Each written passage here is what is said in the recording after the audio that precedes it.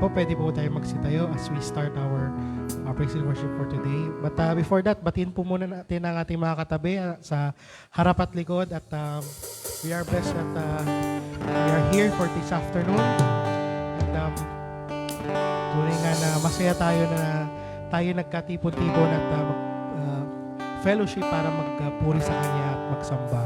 Kaya tayo bigyan natin ang ating atensyon sa ating Panginoon na He is enough, He is able, and let's give our hearts and our minds to our Lord and Savior, Jesus Christ.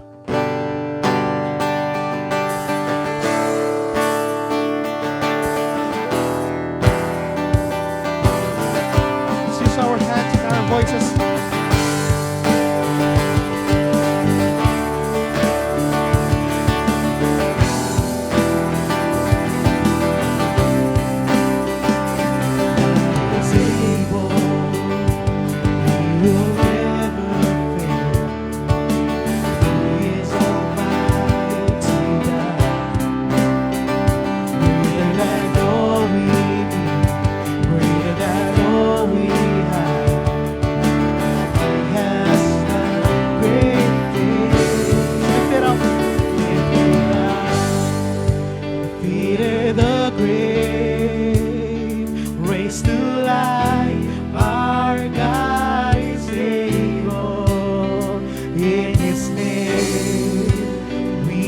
Overcome, yes Lord, for the Lord our God is able. Yeah.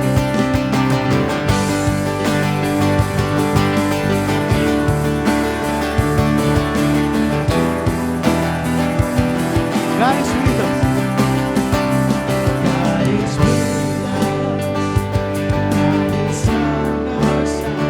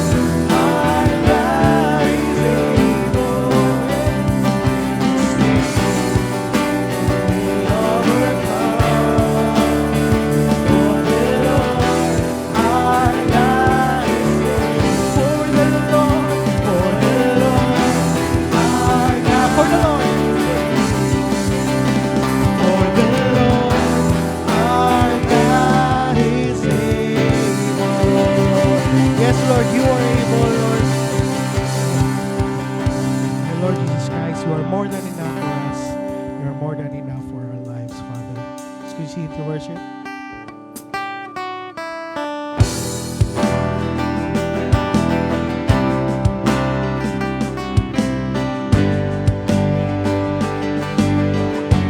Let's sing.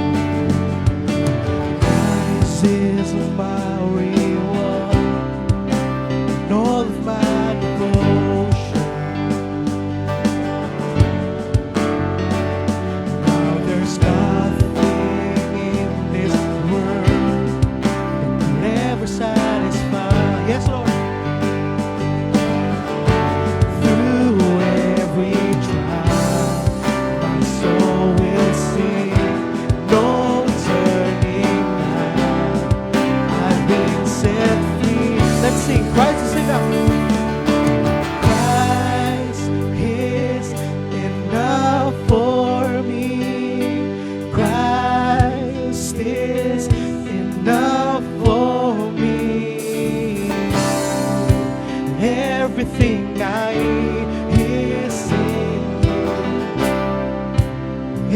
everything I need. Christ my all in all.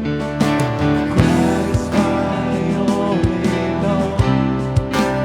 Joy of my salvation. Yes, Lord. And this hope will never fail. Heaven is our home. Yeah.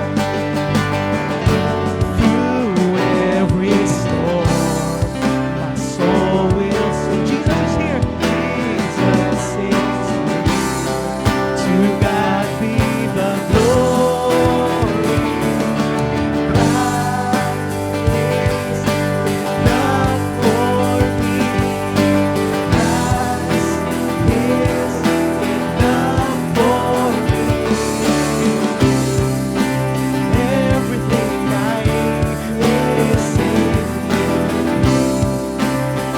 Everything I need.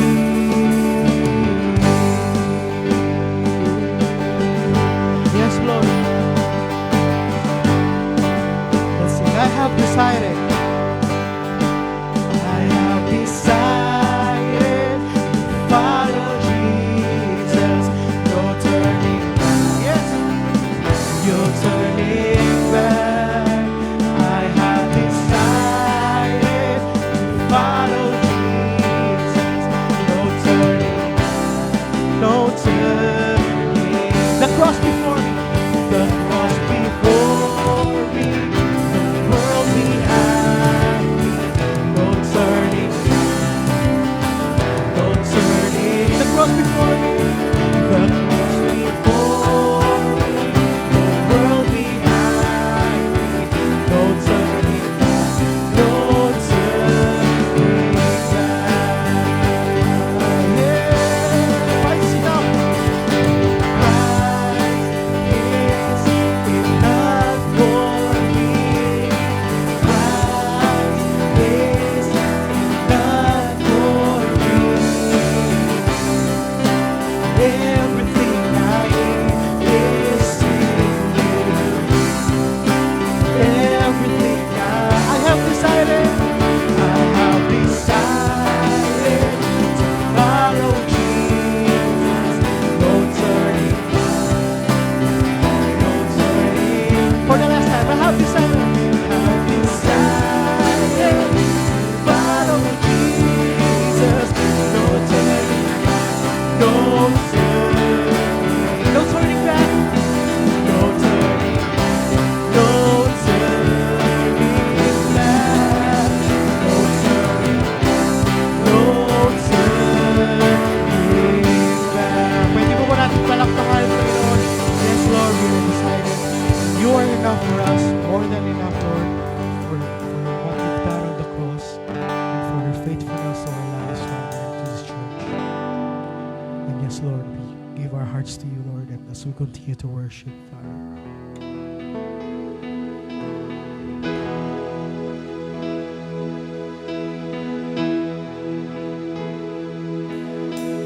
This is my desire to honor you, Lord, with all my heart. I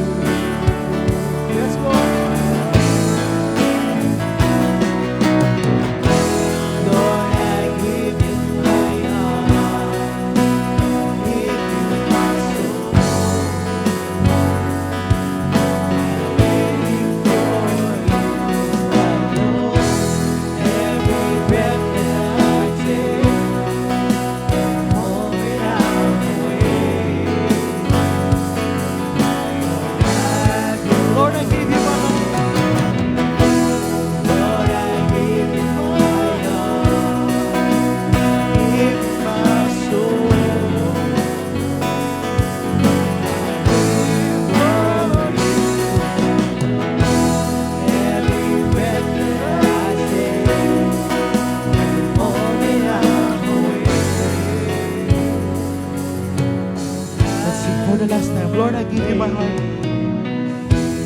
Lord, I give you my heart. Let's use our voices. Give you my soul. I live for you alone. Every breath that I take, every moment I'm awake. Lord, have your way.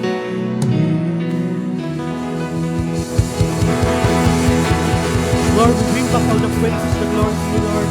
We love you and we praise you. Prepare our hearts, Lord, to receive your message for this afternoon. And once again, we love you and praise you. In Jesus' name we pray.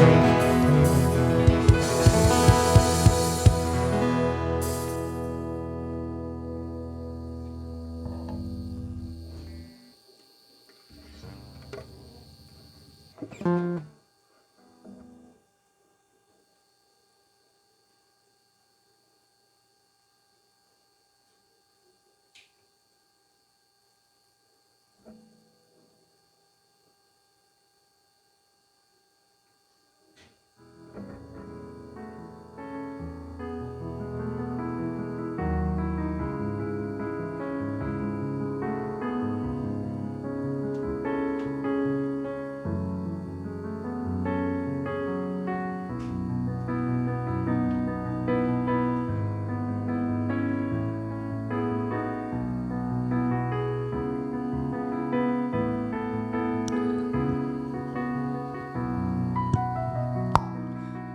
Hello mga kapatid, magandang hapon sa ating lahat. Good afternoon. And welcome once again to a gathering of believers dito sa ating pagtipon-tipon ng mga mananampalataya at tagasunod ng ating Panginoong Jesus. Wow. Very nice. Okay na ito dito. Very good. Oh. Yes. Okay. Bago tayo magsimula mga kapatid, tayo manalangin. Let's commit this time to the Lord in prayer. Our God and Heavenly Father, we are grateful for the opportunity that you've given us. Tunay po na nangagalak kami at kami po ay masaya sa aming pagsasama-sama ngayong hapong ito. Nawa sa aming pag-aaral ng inyong banal na salita, mangusap kayo sa amin. Ipakita nyo ang mga katotohanan dito.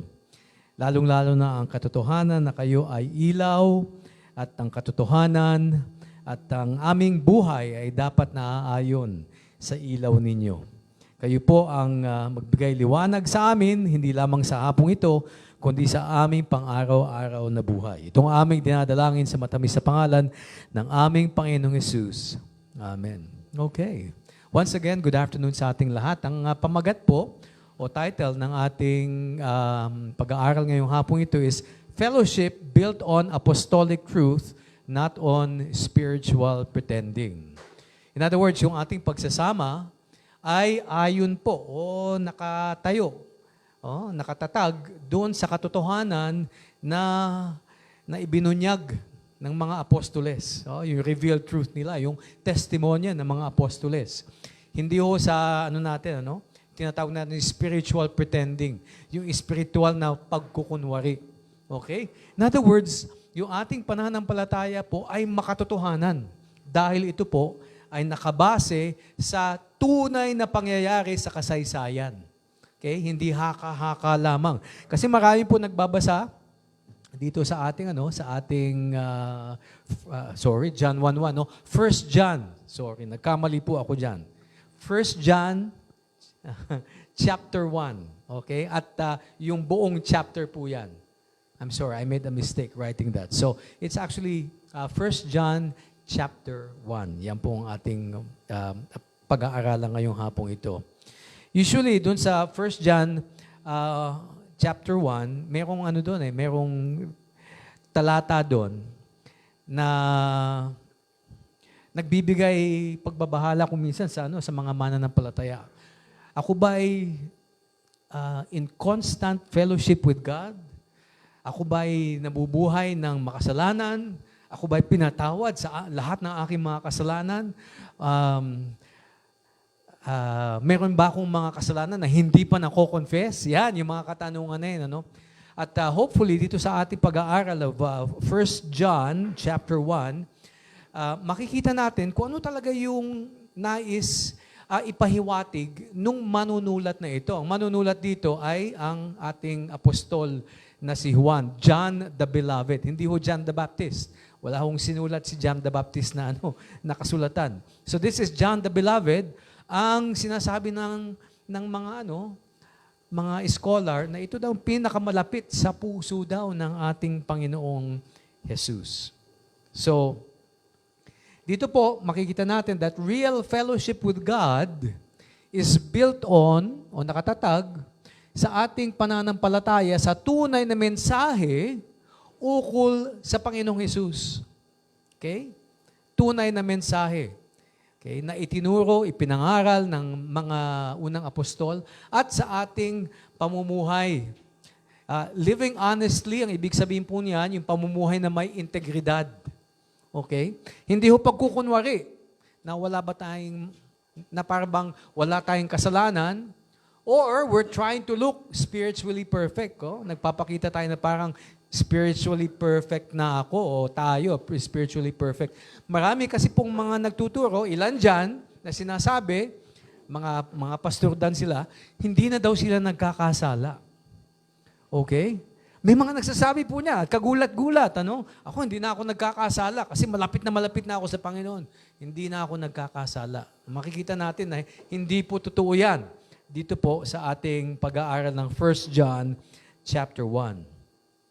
So, dito sa verses 1 to 4, makikita po natin sa 4 na mga talatang ito kung ano yung sinasabi ng mga apostoles ukol sa kanilang nakita at narinig. The apostles, the first apostles, tell us what they personally saw and heard. So, bagamat ang nagsusulat nito ay si Apostol Juan, gagamitin niya yung salitang we and us. We and us. At consistent po niyang gagamitin itong we and us, yung pagtukoy sa kanilang sarili, hindi we, yung tayo, hindi kami, we. Kami, we. Because this is about apostolic testimony, ano? So makikita po natin dito sa first 4 verses natin. So, sabi po dito, muna sa verse 1 and 2, ng ating Panginoon Jesus ay totoo. Oh? Nabuhay siya talaga. Oh? Hindi lang siya spiritual, kundi physical na tao, nabuhay siya. At siya ay na-experience. First-hand experience ng mga apostoles. Verse 1 and 2. Sabi, that which was from the beginning, which we have heard, which we have seen with our eyes, which we have looked upon, and our hands have handled concerning the word of life. Walang iba po na itinutukoy yan, kundi ang ating Panginoon Jesus, ang logos ng buhay. Logos, ang salita ng buhay. Ito po, very important itong salita ng buhay na ito. Kasi doon po sa John chapter 1, yung Gospel of John, in the beginning was the Word, and the Word was with God, and the Word was God. Diba? Everything was created through Him. In other words, naglikha, ginamit ng Diyos, ang Panginoon Jesus, through Him, lahat ho ay inilikha. And through what? The Word. Diba? Makikita natin dun sa may beginning, sa may Genesis, ano? And God spoke, ano? And everything came into being. Let there be, let there be. Okay? Hindi letter B, ano? Let there be, let there be. So, just by speaking, okay, nalikha ng ating Panginoon Jesus, ginamit po. Oh, everything was made through Him. Through the Lord Jesus Christ. Yun ang sabi po sa John. Through Him. Naging instrumento po ng paglilikha ng Diyos, ang ating Panginoon Jesus, through the Word of life. So everything came into being. Ang buhay ho, okay, ang buhay ay nag-exist dahil ang Panginoong Jesus ang pinakasalita ng buhay, the word of life. At ang sabi dito, yung buhay na yon ay that life was manifested, nagpakita. Nagpakita kasi dati, incarnate po ang ating Panginoong Jesus. Espiritu lamang siya, pero nagkaroon siya ng laman. Nagkalaman ng ating Panginoong Jesus. Nagkatawang tao siya, ang Panginoong Jesus. Sabi, the life, which is the Lord Jesus Christ, was manifested. So sabi ng mga apostoles, kami, we have seen and bear witness, okay, and declare to you that eternal life which was with the Father and was manifested to us. So alam natin, ang ating Panginoong Hesus ay nanggaling sa Ama. Okay? Nanggaling po ang ating Panginoong sa Ama. God sent His Son. Yan ang sabi ng banal na kasulatan. At ang ating Panginoong Hesus, doon po sa may aklat ng Juan, lagi niyang sinasabi, I came from the Father. The Father sent me. Lagi niyang sinasabi yon. And I go back to the Father. Ako'y babalik din sa Ama. Okay? So, alam po natin, ang pinanggalingan po ng buhay, okay, ay ang salita ng ating Panginoong Hesus na ginamit siya ng Diyos sa paglilikha ng lahat ng buhay. Okay? At nung nagkatawan tao siya, yan, nakita ng mga apostoles. Di ba? Sabi dito, eternal life which was with the Father and was manifested to us. So sinasabi po ni Apostol Juan na ang Panginoong Hesus ay hindi haka-haka lamang. Okay? Hindi siya hindi namin nasa imahinasyon lang namin Panginoong Hesus, hindi nakita namin siya.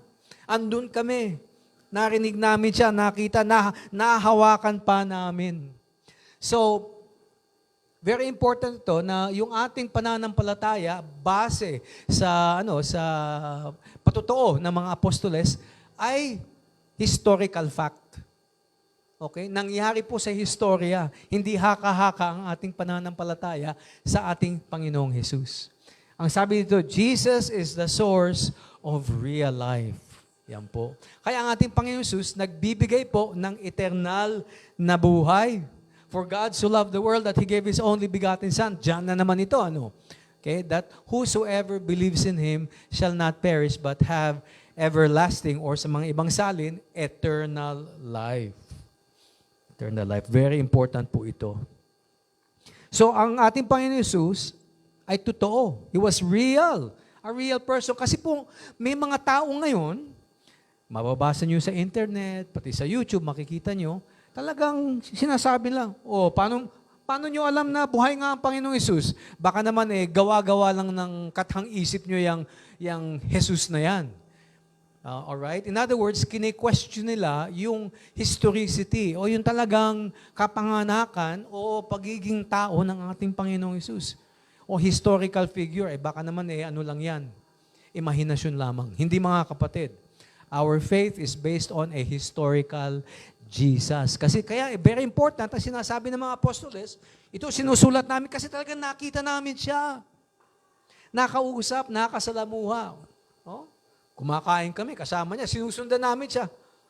Alright, so very important. Kaya very important to sa mga sinusulatan ni Apostol Juan kasi maraming mga boses. Hindi lamang sa sociedad natin ngayon, kundi dati din, na talagang kine-question nila. Totoo nga ba yung Jesus na yan? Ha? Totoo nga ba yan? Kasi nga, umakyat na sa langit ang ating Panginoong Hesus, at yung kanyang katawan, empty po, yung tomb, empty tomb. So sinasabi ng mga iba, ninakaw lang ninyo yung katawan niya doon, tapos linipat nyo sa iba. Okay, pero hindi. Totoo pong nakita ng mga ng mga apostoles na itong ating Panginoon Hesus ay umakyat din sa langit. Ngayon, bakit sinasabi ng mga apostoles itong mga bagay na ito? Why the apostles tell us this about Jesus Christ? Sabi, that which we have seen and heard, we declare to you. Aming idinedeklara sa inyo, that you also may have fellowship with us. And truly, our fellowship is with the Father and with His Son, Jesus Christ. So, ninanais ng mga apostoles, pansinin niyo, we na naman, we. Hindi pa nababago, we pa rin, kaming mga apostoles. Okay? They want to share the same relationship with God that they have with us. Okay? Kaya niya sinusulatan ito. Kung ano yung relasyon namin sa aming Panginoong Hesus na aming nakita, bagamat maaring hindi nyo siya nakita, nais namin ma-experience nyo siya kasi totoo siya. Okay? So, fellowship with God comes through believing the message. Kasi sabi ng Panginoong Hesus, doon sa mga apostoles, bago siya umakyat sa langit, langit, you shall be my witnesses. Kayo ang mga magiging tagapatutuo ko sa Jerusalem, sa Judea, sa Samaria, at sa kaduluduluhan ng mundo. So the apostles, yun talagang komisyon nila, maging mga testigo para sa ating Panginoong Hesus. So, when we believe what they believe, kung ating pinaniniwalaan, yung kanilang pinaniniwalaan, we share the same fellowship. Okay? We share the same fellowship. Kasi yung katotohanan ng ating Panginoon Hesus ay yun ang pinagbabahagian natin. We are sharing in the truth of the Lord Jesus Christ, and that is the basis for our fellowship. Okay? Kung nagsisinungaling yung mga apostol, hindi tayo pwede magkaroon ng fellowship with them. Imposible po. Kasi kung nagsisinungaling sila, wala talaga silang fellowship with the Father. At makikita natin yan later on, dito sa mga susunod na mga talata natin. So ano ang nais ni Apostol Juan na makamit ng kanyang mga sinusulatan? What this is meant to produce in his listeners. Sabi niya, Verse 4, and these things si we na naman, these things we write to you that your joy may be full. Yan. Yung joy po sa Christian life ang ninanais ng mga apostoles sa lahat po ng mananampalataya. Okay? Kasaganahan, fullness of joy. Fullness of joy. Hindi ho stress. Okay? Hindi pangangamba o takot. Hindi yung palagian na lang, saved ba ako? Ako ba'y pupunta sa langit? Maganda ba ang relasyon ko sa Diyos? Ako ba'y pinapatawad niya? Yung mga ganong klase. Doubt po yun, ano? Di ba? Pag-aalinlangan, hindi po, ano? Joy that comes from knowing that the message is true. Ito po yan. Ito po ang assurance natin na yung ating pinaniniwalaang katotohanan o yung mensahe ukol sa Panginoong Hesus ay totoo. Kasi pag may joy po tayo, meron tayong assurance. Okay? Na yung ating pinaniniwalaan ay totoo. Okay? So, what does this mean for us today? Anong ibig sabihin itong mga sinasabi ni Apostol Juan para sa atin? Sabi dito, we don't build fellowship with God on our feelings or our spiritual performance or our own ideas with Jesus Christ. Hindi po yan ang pinagbabasihan ng ating pagsasama o yung ating samahan dito. Alright? We build it on the apostolic testimony preserved in Scripture. Kaya tayo may tunay na pagsasama kasi mayroon tayong banal na kasulatan. Doon po nasasabi ang lahat ng katotohanan ukol sa Panginoong Hesus. And because we share in the truth of the Word of God, yun po ang foundation ng ating fellowship. Okay?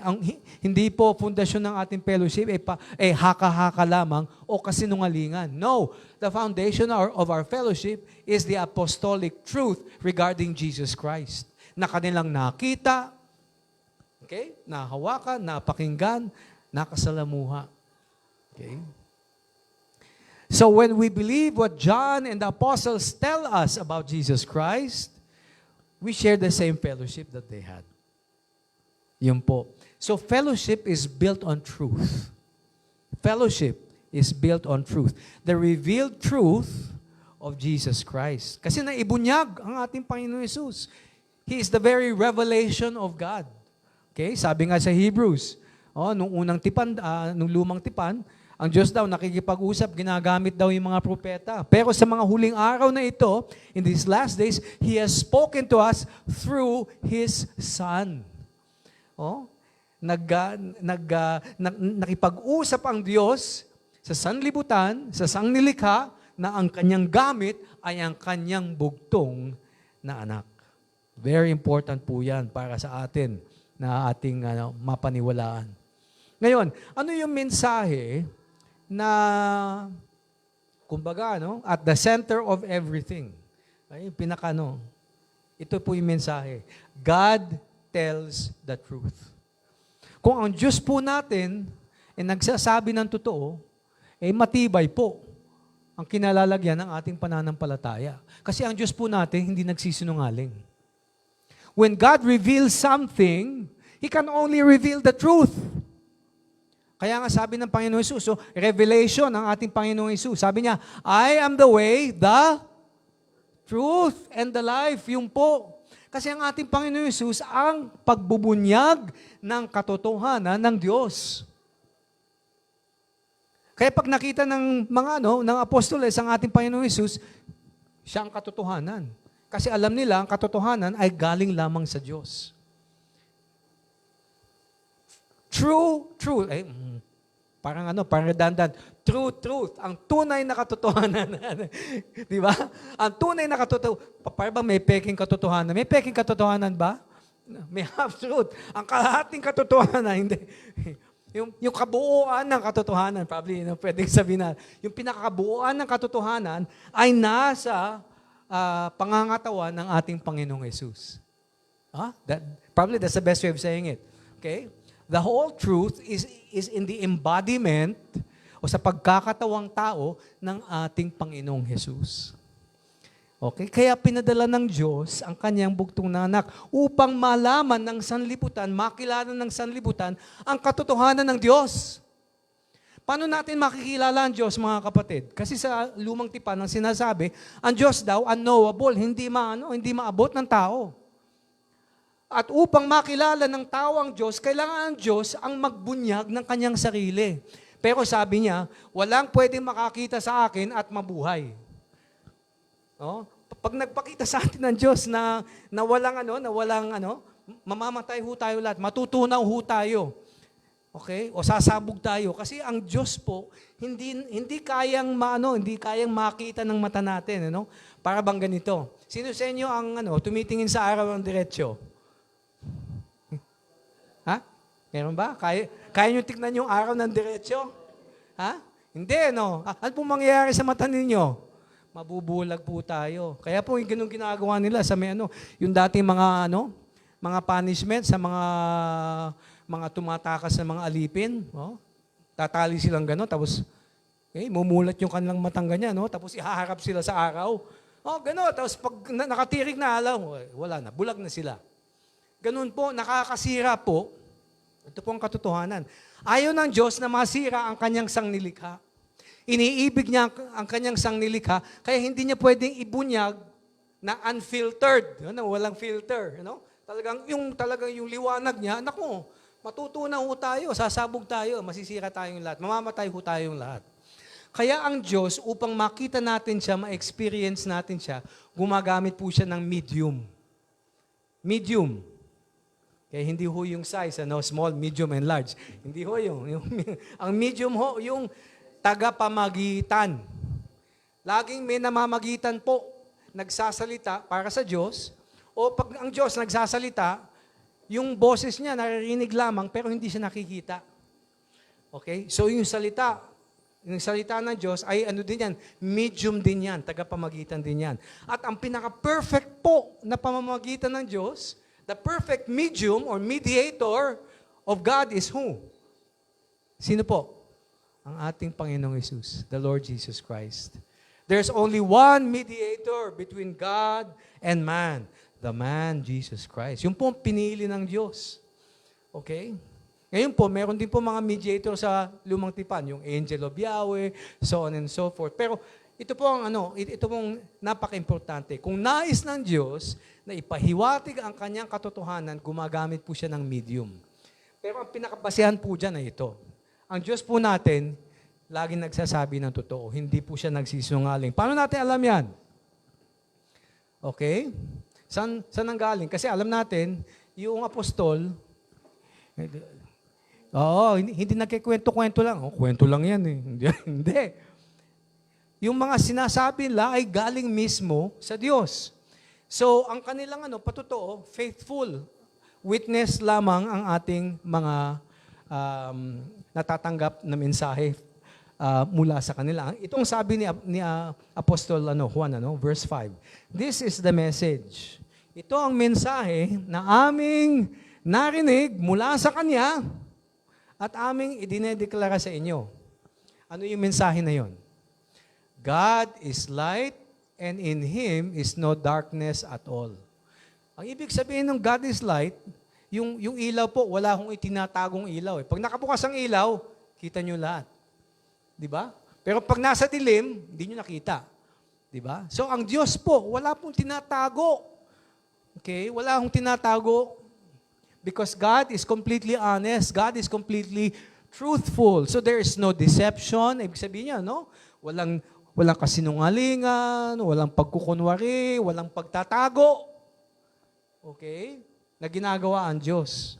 Marami po sa ating mga politiko, may tinatawag na hidden wealth. Kunyari, okay lang sila, gano'n. Pero actually, pag tingnan yung mga bank account nila, andun, nakatago lahat yung mga mga ninakaw nila mula sa taong bayan. Di ba? Pero there is no deception with God. Di ba? God is light, and in Him is no darkness at all. So, God tells the truth about Himself, about us, and about sin. Okay? Sinasabi ng Diyos, ang katotohanan ukol sa Kanya. Okay? Hindi siya nagkukunwari ukol sa sarili niya. Gusto niya talagang makilala natin siya, kaya niya ginamit ang Kanyang bugtong na anak, who is the very embodiment of God. Kaya nga sabi niya ng ating Panginoong Hesus, kay Philip, sabi ni Philip, Panginoon, pakita mo naman sa amin ang Ama. Ikaw naman, Philip, parang namang matagal na tayong hindi nagsama. Kung nakita mo na ako, nakita mo na ang Ama. Wow! Yun pong ibig sabihin, ng full representation. Ang ating Panginoong Hesus is the very representative of God here on earth. Kaya pag natanggap niyo ang anak, tinatanggap ninyo ang Ama. Pag kinakausap ang anak, inirespeto ang anak, inirespeto ang Ama. That's why sabi ng Panginoong Hesus, if you give honor to the Father, you should give honor to the Son. Kasi siya ang anak. Siya ang pinaka-representative ng Ama. So hindi po nagsisinungaling Ama. Gusto niya makilala ang kanyang katotohanan, pinakita, ibinunyag niya ang kanyang sarili gamit ang kanyang bugtong na anak. May mga boses sa ating mundo ngayon, sinasabi, ang kasalanan, hindi naman totoo yan. Okay? Mas importante daw yung kaalaman kaysa yung pagiging honest. Okay? At pag gusto natin maging spiritual, hindi naman importante yung maging makatotohanan tayo sa buhay spiritual natin. Hindi. Okay? Tandaan nyo, itong sinasabi daw ni Juan, whatever else you hear, remember this, God always tells the truth. Kaya pag ina-align natin ang ating sarili sa Diyos, kailangan makatotohanan ng ating pamumuhay. Because we align ourselves with the God of truth. So this becomes the measuring stick for everything. Pag sinabing measuring stick, ito yung pinaka-standard. Okay? Sa lahat ng susunod na. Verses 6 to 10, okay, makikita natin, may pattern po dito. Sa verses 6 to 10. May if. Magsisimula lagi sa if. Okay? If. Ngayon, base sa ating nakita, ukol sa katotohanan, yung unang if, pag nabasa natin, yung susunod po doon ay may ibinubunyag na katotohanan. Pagpapakita. In other words, the first if is a conditional. And then what follows is the truth that it reveals. Kung ano yung katotohanan na ibinubunyag nung unang if na babanggitin natin. So, yung formula na yan, very important. Pero, itong mahalaga para sa atin ngayon. Ang Diyos, hindi niya hinihiling ang bawat isa sa atin na maging impressive sa Kanya o pa-impress. Di ba? Pa-impress sa Diyos. Hindi. Ang gusto lamang niya ay maging makatotohanan tayo sa Kanya. Maging honest tayo sa Diyos. Because real fellowship begins when we stop arguing with God's assessment of reality and start agreeing with it. Kung sumasang-ayon tayo kung anong sinasabi ng Diyos na totoo, yun po ang gusto ng Diyos. Huwag nating huwag na tayong makipag-argumento sa Diyos. Kasi siya lamang ang tunay na nakakaalam kung anong katotohanan kasi lahat ng katotohanan ay galing sa Kanya. So we must agree with God 100% because truth is from God. ang katotohanan ay mula sa Kanya. Okay. What the light reveals about our claims. Ano ang ilaw, ano ang binubunyag ng ilaw na Diyos ayon sa ating mga sinasabi o ginagawa. So verses 6 to 10, makikita natin. Okay? Yung we. Very important kasi yung we na yan, hindi magbabago sa 6 to 10. Okay? Claiming fellowship while living in darkness. Pansinin natin, if we, yung we na yan, hindi ho nagbabago. Yung we na yan ay mga apostoles pa rin. Kaya pag sinasabi nila, kung aming sinasabi na kami ay may fellowship sa Diyos, ngunit kami naglalakad sa kadiliman, nagsisinungaling kami at hindi namin pinapractice ang katotohanan. Very important yan, mga kapatid. Kasi nais ni Apostol Juan at yung mga apostoles na ipakita na makatotohanan sila, na umaayon sila sa katotohanan. Paano mo malalaman? Paano nila malalaman yung sinusulatan nila? Kasi, sinasabi niya, kung kami, sinasabi namin, fellowship kami sa Diyos, pero yung buhay naman namin, nasa kadiliman. Di ba? Nagsisinungaling lamang kami. Huwag nyo kaming paniwalaan. So negative yun, negative. Huwag nyo kaming paniwalaan. Pero actually, it's another way of saying, hindi naman kita naman namin, namumuhay kayo sa may sa may ilaw . So in other words, yung claim ninyo na may fellowship with God, totoo yun. So that's why here, if someone says, I have fellowship with God, but lives as if God's truth does not matter, yung tao na yun nagsisinungaling. Okay? The problem isn't failure, it is dishonesty. Ang isang tao na sinasabi, alam mo, naniniwala ako sa Diyos at talagang yung kanyang katotohanan, namumuhay ako ayon sa katotohanan ng Diyos. Pero nakikita mo naman sa pang-araw niyang, pang-araw na pamumuhay, hindi sumasang-ayon doon, nagsisinungaling yung taong yun. That's a principle, very important, yung integridad. So, what does this mean for us today? Ano ang ibig sabihin nito para sa atin sa pangkasalukuyan, mga kapatid? Ang sabi dito, we don't have to hide our weaknesses or sin from God. Huwag natin tatago kasi hindi natin pwede itago mga kapatid. Kasi ang ilaw ng Diyos ay nagbubunyag. It reveals the truth. Okay? Pero importante ito, it does not threaten the relationship. Kapag ang ating ama, pinupuna tayo ng ating ama, hindi dahil mawawala yung kanyang pagka-ama sa atin o yung pagkaanak natin sa ating mga ama. Yung mga magulang tayo, mga magulang, di ba? Ilang beses ko nang napalo yung 3 kong anak, lahat yun, napalo ko na Di ba? Kasi meron silang ginawa na hindi, labag dun sa mga utos namin mag-asawa o yung talaga nagkasala sila. Right? Pero, bagamat, kumisa, ginawa mo ba? Hindi. Di ba? Aminin mo. Hindi. Pak! Mapapalo sila. Pero yung pagpapalo na yon, hindi nawawala yung relasyon, hindi na-threaten. Hindi nawawala yung pagiging ama at yung pagiging anak. So, we do not have to pretend to be better than we are. Pag nagpre-pretend ho tayo, nagkukunwari ho tayo, ang sinisira niyan, yung pagiging honest natin. Ang katotohanan, nagpe-preserve po yan ng fellowship, yung pagsasama. Pag umaamin tayo, di ba, mas maganda yung relationship natin kaysa yung, parang may tinatago yata ito sa akin. Parang, di ba, parang hindi mo pagkatiwalaan So our fellowship with God and with one another is grounded in reality. It's not grounded in performance. Okay?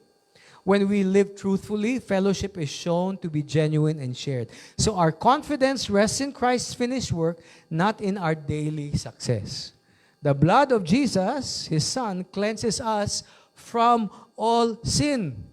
Present tense, katotohanan po yan. Hindi will cleanse us, parang pangako lang, Hindi.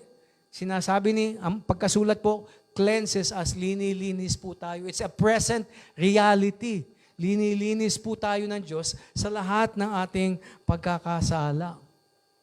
Verse 7, walking in the light is a shared reality. But if we walk in the light, ayan, if na naman, if we walk in the light, as He is in the light, kapag kami naglalakad sa ilaw, at tulad ng Ama ay nasa ilaw, we have fellowship with one another. Tunay nga na ipinapakita namin na mayroon kaming pagsasama. Okay? At tunay nga ang katotohanan. Okay? Na ibubunyag namin ang realidad na ang dugo ng Panginoong Hesus ay naglilinis sa lahat ng kasalanan. So walking in the light means living honestly before God, in line what He has revealed to be true. It is not hiding, it is not pretending. Fellowship is shown, pinapakita na ang fellowship ay tunay nga at may pagsasama. Jesus' blood has already dealt with sin. So this is settled, mga kapatid. Binayaran na po ng ating Panginoong Hesus ang ating mga kasalanan doon po sa krus ng Kalbaryo. Pinatawad na po, binayaran lahat. Wala hong exception. All sin has been paid for. Kaya ang tawag sa ating Panginoong Hesus ni John the Baptist, behold, the Lamb of God who takes away the sins of the world. Lahat po tinatanggal ng ating Panginoon Hesus. Okay? Absolute po yan. So what does this mean for us today? Okay? Sorry. What does this mean for us today? Denying sin is the real problem. Yan po problema. Okay? Not struggling, not failing, but refusing reality. Telling the truth keeps us in the light. Light is where truth is welcome. Okay? Truth is welcomed. Not where perfection is achieved. God is already faithful and just to forgive us and cleanse us. So forgiveness rests on the character of God and on the work, the finished work. Finished na po, yung kabayaran, finished. Kaya sabi ng Panginoon Jesus, it is finished. Wala na ho siyang binabayaran na kasalanan. Finished na po. Okay? And Christ's work, not our performance. Tandaan natin na ating Panginoong Hesus, nung siya umakyat sa langit, pumasok siya sa Holy of Holies at bilang dakilang saserdote ay umupo. Doon po sa lumang tipan, pag ang kasalanan po ay pinatatawad para sa Israel, may araw po na pumapasok sa loob ng Holy of Holies ang dakilang saserdote. Once a year lamang po yun. Okay? Papasok siya doon after a sacrifice. Okay, magsisprinkle siya ng blood doon sa may Ark of the Covenant, mercy seat doon, at lalabas na siya. Pero ang ating Panginoon Hesus, nung umakyat po siya sa langit, sa Holy of Holies, umupo na siya doon. Okay? Kasi wala na pong sakripisyo na kailangan gawin ang ating Panginoong Hesus. Once and for all na po. So very important that yung forgiveness po ng ating kasalanan ay nakatatak sa ating isip, tapos na. Pinatawad na tayo lahat. Pinatawad ng ating kasalanan ng ating Panginoong Hesus. At hindi po base yung ating relasyon sa Kanya sa ating performance. We are always children of God, no matter what. So, John reminds us that denying sin is what pushes us into darkness. Okay? Pag sinasabi natin, walang kasalanan, hindi na ako nagkakasala, ayan, okay? Dinideny natin yung realidad, nasa kadiliman na tayo. That's what darkness is. We are living in darkness if we deny sin. Okay? But forgiveness doesn't depend on how well we confess. Gaano kadalas, gaano kasinsero, yung pagko-confess natin. It rests on who God is and what Christ has already done. Okay. So, very important po yan sa atin. So, what John is saying to his readers is this: if you lose confidence in the truth, you will lose joy. Okay? Dapat po ang ating kumpiyansa ay walang iba, based on none other than what God, through the Lord Jesus Christ, has already accomplished in truth.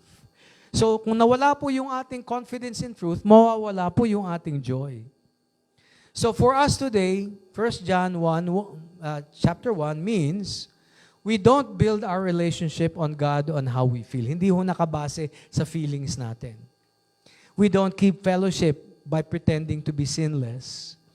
We don't protect our joy by hiding. Pagtatago sa buhay Kristiyano, hindi po. we build everything on truth. The truth about who Jesus is, the truth about what He has done, the truth about who we are, kung sino talaga tayo mga kasalanan eh. Diba? So if we confess our sins, meaning inaamin natin, tunay nga tayo makasalanan. Alright? Hindi katulad ng iba, hindi na ako nagkakasala. Hindi ho yan, totoo. Alright? When we admit that, we are revealing the truth that our sins have been forgiven. Hindi tayo natatakot kasi alam natin, pinatawad na. Bagamat aaminin natin, makasalanan pa ako, nagkakasala pa ako sa laman, ngunit alam ko na pinatawad na ako. Yung faithfulness ng Diyos, He is faithful and just. Okay? To forgive us our sins. Hindi will forgive us our sins, hindi. To forgive. In other words, talagang pinatatawad ng Diyos ang ating mga kasalanan. We build everything also on the truth about who God is. And when we live in that truth, pag tayo nabubuhay sa ganong katotohanan, yung fellowship natin, makatotohanan din. Di ba?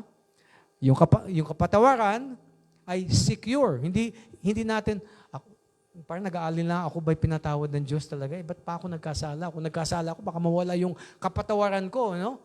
Yung assurance ko mawawala.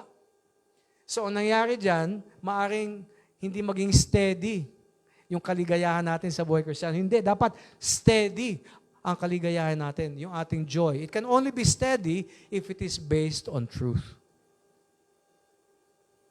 So, yan po mga kapatid, ang ating pag-aaral mula sa salita ng Diyos ngayong araw na to. So, how do we live from day to day? Paano tayo mamumuhay pang araw-araw? Dapat nakabase po ito sa katotohanan ng kanyang salita. Kaya very important po na binabasa natin ang salita ng Diyos. We live according to the truth of God's Word. Thy Word is a lamp unto my feet and a light unto my path. Dito po natin sa salita ng Diyos nakikilala ng mas malalim ang ating Panginoong Hesus. At pag nakikilala natin siya, mas minamahal natin siya. At mag-a-abide tayo dun sa mga katotohanan ng ating Panginoon Hesus. Tayo po ay manalangin mga kapatid. Let's pray. Our God in heaven, we are thankful for what you have taught us today. That you are light, and in you there is no darkness whatsoever. We thank you, Lord, for revealing your light to us through the Lord Jesus Christ.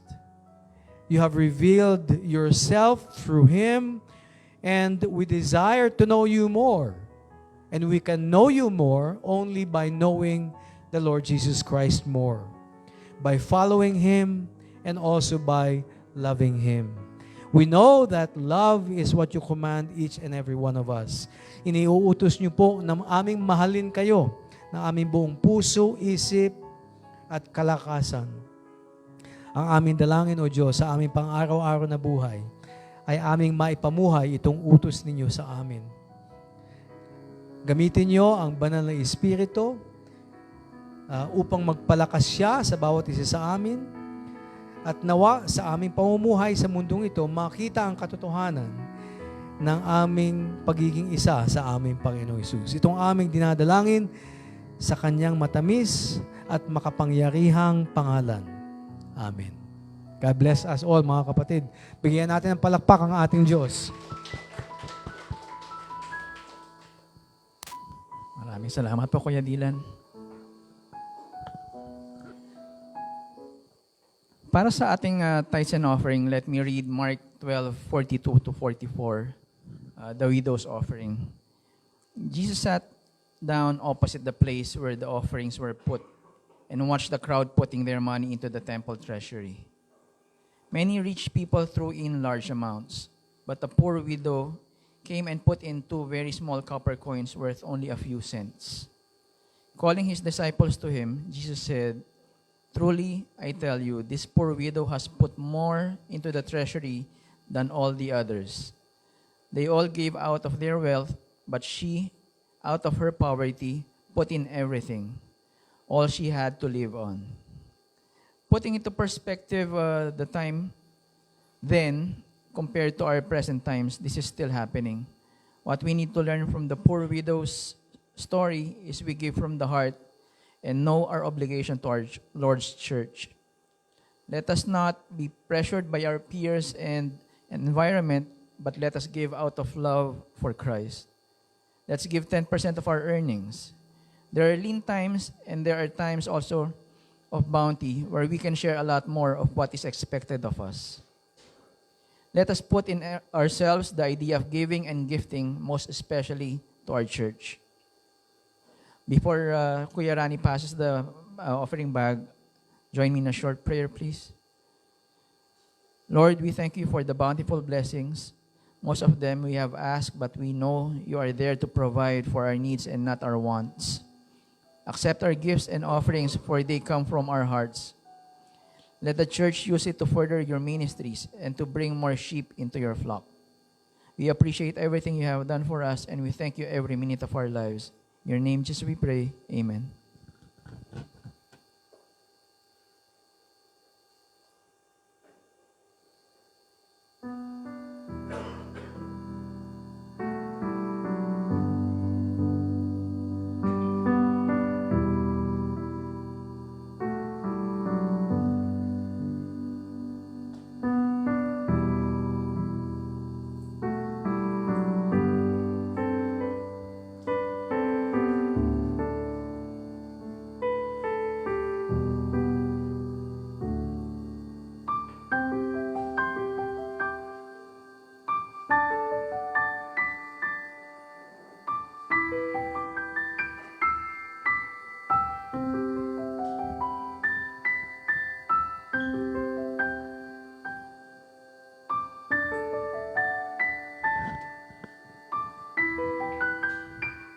Purihin ang Panginoon sa napakaganda at napaka-mapagpalang mensahe sa araw na ito. Napakasarap balik-balikan yung katotohanan ng Panginoon na basis ng ating fellowship at ng ating kagalakan. So we are glad I think we have a visitor for today. Pwedeng ipakilala mo, Brother Ram? Okay, anong name niya? Risha. So we welcome Risha. Yan. Sana makabalik pa siya sa mga susunod na pagtitipon. Meron ba na friend tayo na invited? Okay, we also would like to pray for our brothers and sisters na matagal na nating hindi nakasama, no? Okay, siguro hindi ko na mabanggitin yung names, alam niyo naman, no? Just keep them in our prayer list and we can also send messages to them. And what else? So next Sunday, let's meet again. I'll be the speaker. I hope you will not absent. Okay. So once again, we appreciate si Brother Dylan. So we have him at least once a month. Yeah.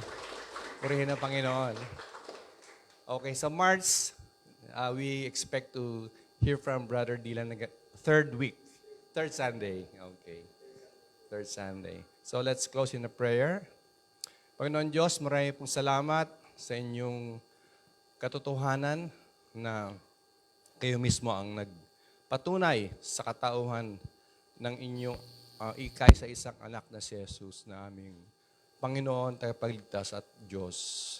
Salamat po Panginoon sapagkat ang inyong banal na salita ay sapat at wala na po kaming huhulaan o kailangan pa.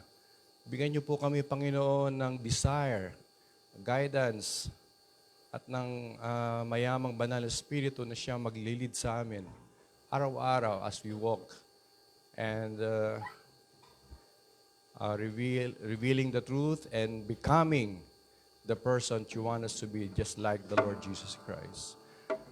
At tanggapin niyo ang pagpapala ng Panginoon, pagpalain kayo ng Panginoon at ingatan, pagliwanagin niya ang kanyang mukha sa inyo at pagkalooban ng biyaya. Lingapin kayo ng Diyos at naway mapuspos ng kapayapaan, kagalakan at pag-asang umaapaw sa ngalan ng Ama, ng Anak at ng Espiritu Santo. Amen.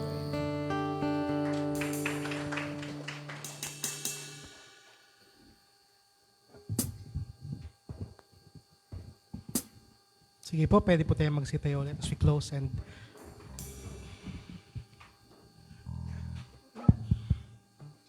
Let's sing Christ is enough.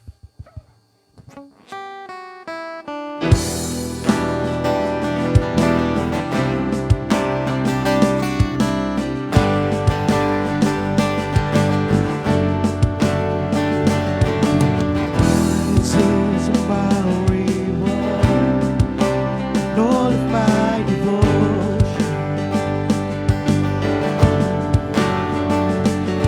There's nothing in this world that could ever satisfy. Through every trial, my soul will sing, no turning back. I've been set free. Church, let's sing. Christ is enough. Christ is enough for me. Christ is enough for me. Everything I need is in you. Everything I need. Christ, my all in all. Joy, my salvation. Yes, Lord.